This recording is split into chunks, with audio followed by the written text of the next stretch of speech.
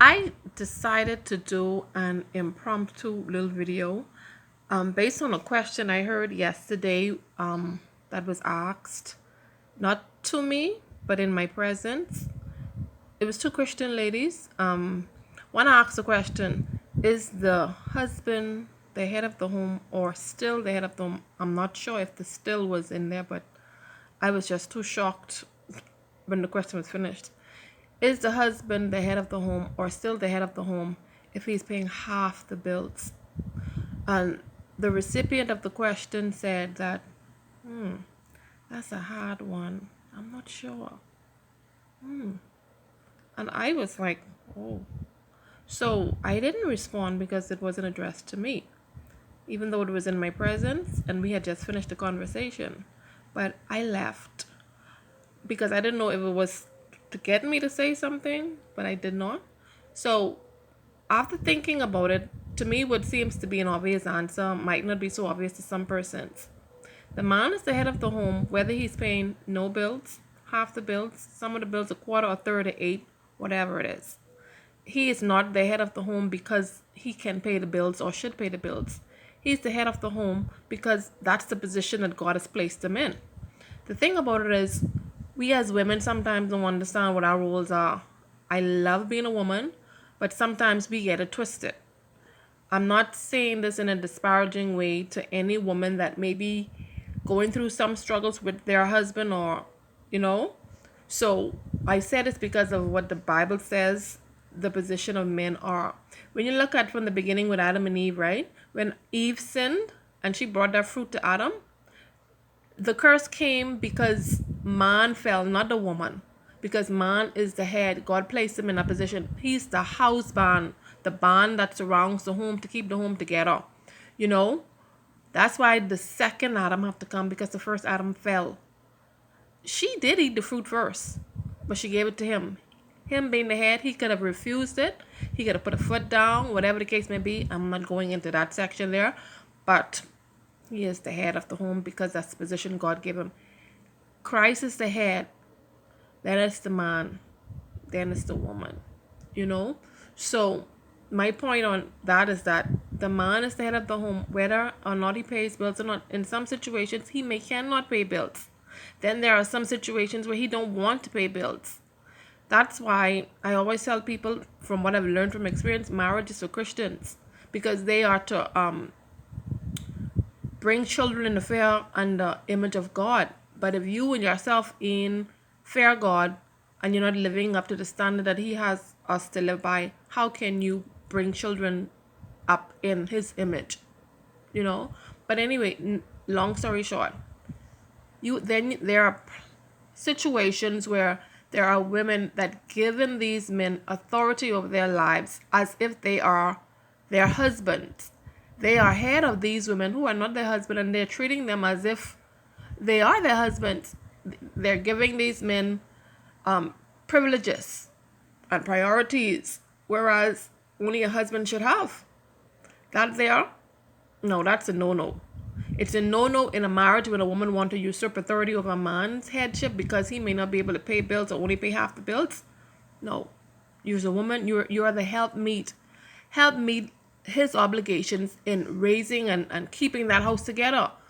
His duty as a man, a spiritual man, the high priest of the home, is to bring his family to Christ. You see, women have an awesome responsibility. They are to rear children for now and for eternity, to form characters in them that will stand the test. You see, too many times, because of pressures, I think, in society, we as women, we tend to lose track of what we are supposed to be. I'm talking to women that are in the church. They want to be the leader. Be the leader of your own salvation. Work with your own salvation, fear and trembling, and that of your children. But you still have to be submissive to your husband in the fear of the Lord, not submissive to abuse. You see, you don't lose your individuality because you are married. No, you are still a individual subject to Christ first, then to your husband, you know? And the thing is, there are many women out there who are being abused.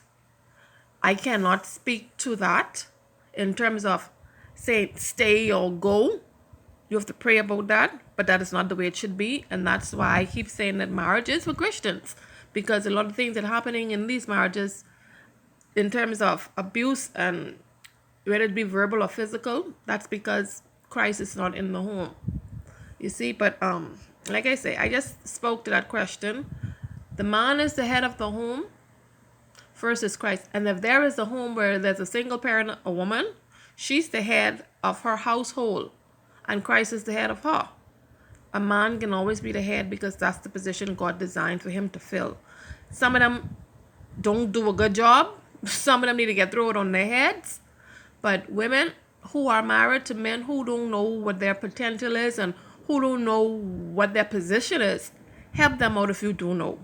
Help them out and lead them. Don't bite them and snap at them all the time. Yeah, sometimes you want to wring their neck. I know. Yeah, but those who know how and what the men are supposed to do, help them along to be there. Help me. That's God set you in that position to do exactly that, to help him along the way, not to lead him astray. You see, I ain't come to preach, but I'm just saying, women who have abusive husbands, pray about it, get out of that situation, because they could kill you. I'm just saying, for a time, you know what I mean? Resolve that, get some counseling, get some help, but men are the head of the homes because that's the position God placed them there. Now, if you marry a man who God didn't tell you to marry, that's another story. But I'm talking about the biblical standard. And you young ladies, stop treating your bodies as if it's a piece of property that belongs to that man who don't have the rights or authority to be digging up in God's property as if it's some kind of something to use and then throw it aside. See, we give these men too much who are not our husbands. And then when we get married, we want to tell our husbands, oh, you can't do this and you can't do that, and you're in the boss of me and all that. Well, anyway, that's another story again. But I just thought I'll just answer that question. I know from the fact of the Bible is that men are the spiritual leaders at home. And if he's not spiritual, then he can't be no spiritual leader. But he's just the head of the home that probably heading and leading in the wrong direction. I like my husband being the head, so he get all the headache. Yeah. So, anyway, with that being said, let's know our roles. See, because women want to usurp authority in the home because she working and she paying some of the bills or whatever. Yeah, help him if he needs help. Help the man. Then y'all could get to a place where y'all need to be probably faster in terms of financial freedom wise. I'm talking about. Help the man. And listen, I wish I had some money. My husband will stop working. I'll take care of him. And I mean that. I'll take care of him. But anyway, enough of that. Women are not supposed to usurp authority over men. No. They are helpmeets. Women are not supposed to usurp authority over men in the home. I ain't even getting in the church, but in the church either. No, because that ain't your place. And I'm not saying a woman's supposed to be home having all kind of children just to know that if a woman have to work, she works. Nothing wrong with that. Nothing wrong with a woman working. I like to work when I have the time to do it, But seriously, I love being a wife. Well, anyway, my husband is the head of this house and he runs this house. If we have a disagreement, we talk about it. I might not get what I want and the way I want all the time, but I gotta respect the man. Once he ain't leading me in the wrong way, then that's that. I submit. Yeah, my little feisty mouth might say something sometime, but that's fine. But nonetheless, God placed him there. And that's why it will always be man in charge as God's design. But as it is in this world, Satan will have it. Women can rule over these men, the Bible say. Because some of these men, they ain't hip to what God placed upon their shoulders yet. They ain't get it yet. But help them. And you ladies, stop giving your body to these men who don't mean you no good. Yeah, he may buy you this stuff and buy you that stuff and y'all might be living together, whatever. Stop. Do the right thing. If he ain't someone who you want to be with for the rest of your life, what you there for?